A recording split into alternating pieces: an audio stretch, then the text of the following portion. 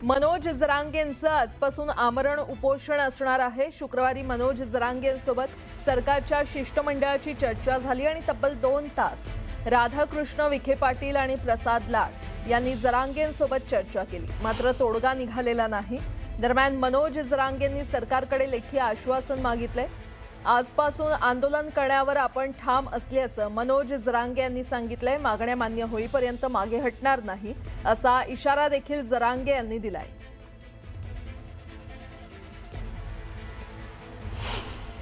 नाशिक जळगावचे यांना फोन लावून दिलेत, अधिकाऱ्यांनी प्रमाणपत्र काढले। त्यांनी इतके बोललेत अधिकाऱ्यांना आत बसून की तुम्ही थांबल्यामुळे आमच्या सरकारच्या मुळावर आलं, कारण तिथं सिद्ध झालं की खरोखर थांबवलेलं आहे।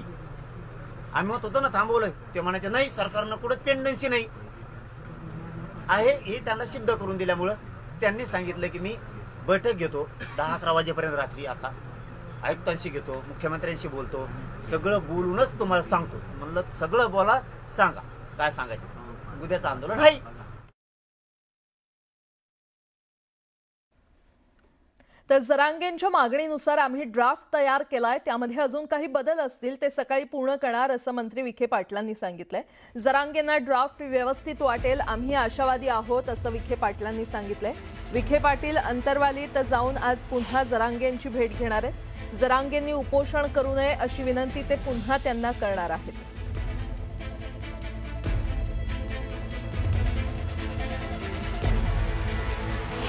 काही मुद्दे जे आहेत की त्याची कार्यवाही सरकारी पातळीवर सुरू आहे, पण त्याच्यामध्ये काही त्यांचे आक्षेप आहेत, काही गती देण्याची गरज आहे। काही ठिकाणी म्हणजे थोडा निष्काळजीपणा दिसतोय, किंवा आता मुलांच्या शिक्षणात शैक्षणिक वर्ष आहेत त्याचं नुकसान होऊ नये अशा प्रकारची त्यांची काही त्याच्यामध्ये आक्षेप होते। आम्ही आता विस्ताराने चर्चा केली त्यांच्याबरोबर, त्यांनी ज्या काही आमच्यासमोर मागण्या मांडलेल्या होत्या त्याची एक सविस्तर माहिती घेऊन आम्ही त्या ठिकाणी काही न पाठवू, आम्ही आमच्या अध्यक्षांना पाठवतो आहे, आणि जर त्याच्यातून समाधानाचं असेल तर मग हरकत नाही। याच्यामध्ये आता विभाग आयुक्तांनी आता एक पुढाकार घेतलेला आहे की दर 15 दिवसाला ही जी व्हॅलिडिटी कमिटी आहे याचा ते आढावा घेतील विभाग आयुक्त, कोणती किती काय पेंडन्सी आहे। दर आठवड्याला तहसीलदार प्रांतांच्या लेवल वंशवाळी समितीचं काय चाललं आहे काम त्याचा ते आढावा घेतील, म्हणजे त्याला आणखी गती द्यायचा प्रयत्न आम्ही करतो आहे। आणि याच्याबरोबरीनं जी काही होम टू होम आपण सर्वे करायचं म्हणतो आपण, तर कसं करता येईल आपल्याला, ज्यामुळे लोकांपर्यंत रीच आपण गेला पाहिजे आपला। नाही तर त्या वंशवाळी समिती कधी एकत्र येणार आणि ते कधी लोक त्यांना भेटणार, त्यामुळे एक आठवड्यातून त्यांना मग आयुक्तांना म्हटलं आठवड्यातून एक दिवस निश्चित करा की ह्या गुरुवारी किंवा काय वाटेवर त्या गावचा की वंशवाळी समिती त्या दिवशी भेटेल तुम्हाला। की प्रत्येक जिल्हाधिकारी कार्यालयामध्ये एक हेल्पलाईन आम्ही कार्यरत करायला सांगितली। आता एक आठवड्यामध्ये सगळ्या जिल्ह्यातील जिल्हाधिकारी कार्यालयामध्ये, म्हणजे त्या सामान्य नागरिकाला दाखल्यासंदर्भात या संदर्भात काही जरी वाटलं तर त्यांनी त्या हेल्पलाईन नंबरला ताबडतोब फोन करायचा आणि त्या आम्ही कार्यवाही करू। त्या हेल्पलाईन नंबरचा मग जिल्हाधिकारी आठवड्याला रिव्ह्यू घ्यायचा आणि विभाग आयुक्ताचा पुन्हा आढावा घेतील। माजी मंत्री आणि राष्ट्रवादी शरद पवार पक्षाचे नेते प्राजक्त तनपुरे आज भाजपमध्ये प्रवेश करणार आहेत। आज दुपारी 3 वाजता भाजप प्रदेशाध्यक्ष रवींद्र चव्हाणांच्या उपस्थितीमध्ये पक्षप्रवेश सोहळा होणार आहे। अहिल्यानगर विधान परिषदेची जागा प्राजक्त तनपुरेंना दिली जाणार आहे। तर प्राजक्त तनपुरे आज भाजपमध्ये प्रवेश करणार आहेत। आज दुपारी 3 वाजता भाजप प्रदेशाध्यक्ष रवींद्र चव्हाण यांच्या उपस्थितीमध्ये पक्षप्रवेश होणार आहे। अहिल्यानगर विधान परिषदेची जागा प्राजक्त तनपुरे यांना दिली जाणार आहे।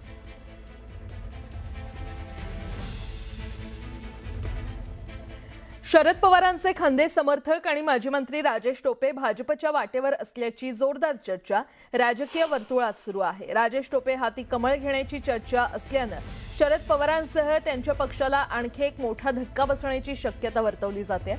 विधानसभा निवडणुकीतील पराभवानंतर राजेश टोपे राजकारणातच काय त्यांच्या पक्षातही फारसे सक्रिय दिसत नव्हते। अशातच जेव्हा पक्ष फुटला त्या वादातही त्यांनी जास्त रस दाखवला नव्हता। शरद पवारांच्या पक्षाच्या अनेक महत्त्वाच्या बैठकांना राजेश टोपे उपस्थित नव्हते। अशातच आता प्राजक्त तनपुरेंचा भाजप प्रवेश निश्चित झाल्यावर टोपे यांच्या नावाचीही चर्चा होते। तर आज तनपुरेंच्या पक्षप्रवेशावेळीच टोपे देखील भाजपमध्ये प्रवेश करणार असल्याची चर्चा रंगली आहे.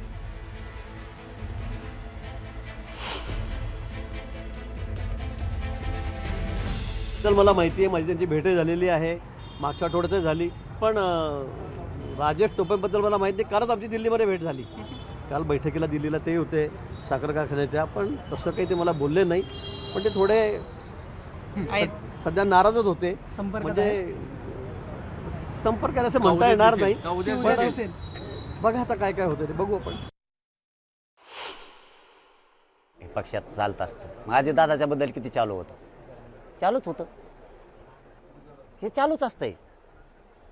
मुंडे साहेबांच्या लेकीबद्दलही चालू होतं, राणे साहेबांच्या बद्दलही चालू होतं. वाढून घ्यायचं आणि संपवायचं, नाव ठेवायचं आणि पुन्हा आपल्यात घ्यायचं, हे किती दाखवायचं. अशोक चव्हाण साहेबांबद्दलही हेच होतं, आदर्श घोटाळा दाखवायचं आणि घ्यायचं. हे प्रत्येक जागेवर येते. हे तुम्हाला आणि आम्हाला कन्फ्यूज करून गैरसमज पसरवणे, संभ्रम निर्माण करणे, याच्यासाठी भाषा असते. आज ज्यांनी आरोप केले, ज्यांना माहितीच्या अधिकाराखाली पट्ट्यावरती घेतलं, जेल भोगायला लावलं, तेच आज मांडीला मांडी लावून बसतात. त्यांच्या संगच बसतात का नाहीत मंत्रिमंडळात? बडेदादा चूक बोलतो का? उदाहरणार्थ भुजबळ साहेब, महान नेत्यांचं महान कर्तृत्व यांनीच जेलात घातलं, संघ तेच घेऊन बसतात. आता असे किती आहेत? त्यामुळं हे काय आपण लय डोकं खराब करून घ्यायचं काम नाही याच्यात. हे कोराची आता इकडे याच्याकडे, उद्या त्याच्याकडे. त्यामुळे कोणी कोणातही जाऊ शकतं. त्यांना प्रश्न विचारल्याच्या नंतर तुम्ही यांच्यावर टीका केली होती, यांना तुमच्यात घेणार कधीच नव्हते असं म्हणले होते. मग त्यांचं उत्तर असतं, राजकारणात कोणी कोणाचा शत्रू नाही आणि कोणी कोणाचा मित्र नाही. आमच्यात द्या कुटाकुट्या लावून इकडं, असा याचा आभऱ्यापणा.